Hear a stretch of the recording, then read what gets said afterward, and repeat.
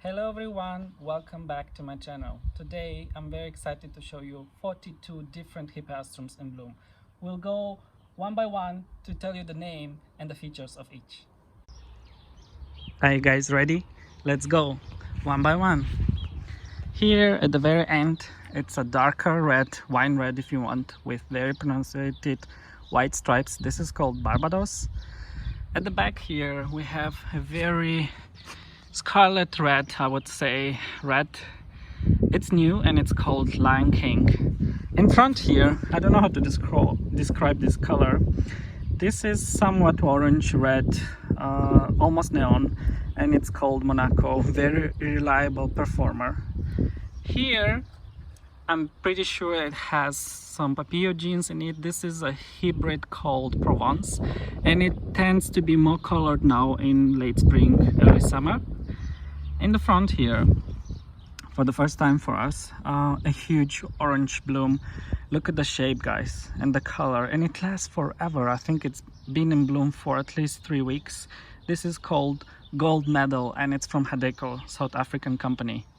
Here in the front, I think it's one of my favorite hybrids. I was 13 when this was released on the market, and I really wanted to cross this one with my very own first hybrid. This is called Charisma.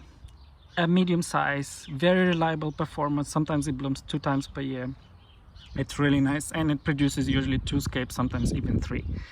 In the back here, a smaller one, someone older or longer on the market. Let me show you a fresher bloom. This is it, and it's very intense. I love the pattern, probably very likely papillon hybrid as well. This is called Fairytale, and it's a medium-sized variety as well.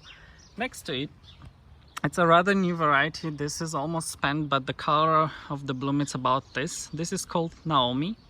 It's also new in the market. It's been released, I think, 2014-15, not sure. Here in the front we have a little one that was called Pink Sebaster Stripe. I'm not convinced about this name. It looks very similar to Sweet Lillian. It might be a different one, I don't know. Nevertheless, it's really beautiful. Sweet Lillian tends to get a little bit taller. We shall see. Here, it's a really miniature one. It's also new on the market. It's called Mini Queen. It's really beautiful. Later we'll show you Mini King. At the back of it, look at this beautiful thing. This is Lemon Star. So in winter this will be almost white. Now in spring or summer it will really be lemony yellow, and with age it tends to get darker. Next to it, if you see, it's another yellow, but it's actually more green.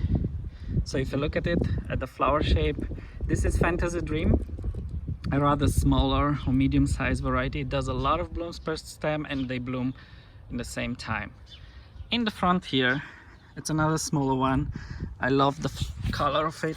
It's orange with a darker center, almost brown if you want. I don't think this is a bistro category, but it might be considered by some like this. I really love this. It's called Terracotta Mystica, sorry. At the back here, or in the middle size of the collection, we have a few dark reds. I showed you a few days ago some pictures on our social media. Let's go one by one. Here, look at this. It's a huge flower. It's 22 centimeters. It's really dark, and it has these darker stripes with almost blue hue. This is called Red Pearl. It's really beautiful, guys. I really recommend you this variety if you like dark reds. Next to it, it's a rather new variety on the market, or better said, a variety that was available only 2 years ago. This is called Merlot, or by others Red Reality. I really love this one. It has a very dark center and the fringes on the petals, so it's very lovely too. In front, probably one of my darkest reds that I have.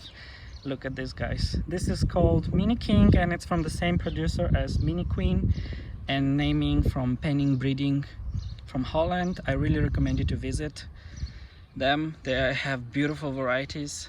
And next to it, it's a classic that has been available for quite a while now. This is Carmen. So it's looking very similar to Benfica. It's just a little bit smaller and lighter, and also the flowers do not look back, but they are rather front. At the back of it, it's almost spent. I'm sorry for that, but I really wanted to show you together with these other dark reds. This is Premier.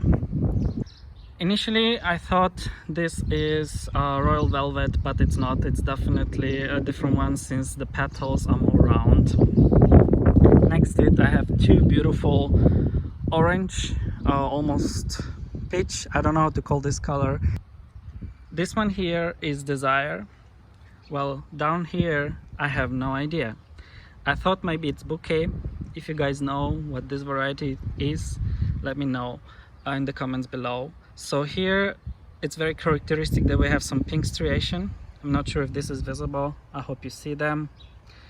While Desire is really just orange. Next to it is a double variety. Look at this very exotic bloom, and it's called Exotic Nymph. Do you guys like it? I do. It's interesting. It's very fringy. It's better than last year, I must admit that. And down here it's a star. I've had this for many years. This is called Daphne. Look at the pattern, guys. So the bottom part or the lower part tends to be lighter. Sometimes this is even lighter, so you see more white, while the upper petals are dark. And look at the pattern inside the flower. It's so beautiful. Here in the front is a little star. This is called Picote. It's white with a red lining around the petals. It's a performer that blooms reliably twice a year, sometimes with 2 or even 3 scapes. And what is characteristic about it is that it blooms, all flowers blooms at once. In the front here is a very old double variety. This never gets tall. Flowers are simply huge, and it has some scent, which is really a bonus. This is called Giant Amadeus. Look at it. It's so beautiful. Let's go forward and we'll see here in the front a cute white pink Sonatini. And this is pink Rascal. Look at these stripes, guys. It's so beautiful. And if you get any Rascal at all, make sure to plant a few of them together, because they steal the show. They have so many blooms per stem and they bloom all at once. And it's beautiful when you plant more than one in one pot. Next to it we have a few pinks. Let's go at the back first. So this is a classic. This is Rosalie. I like it more than the other wide available pinks on the market, such as Vera or Susan.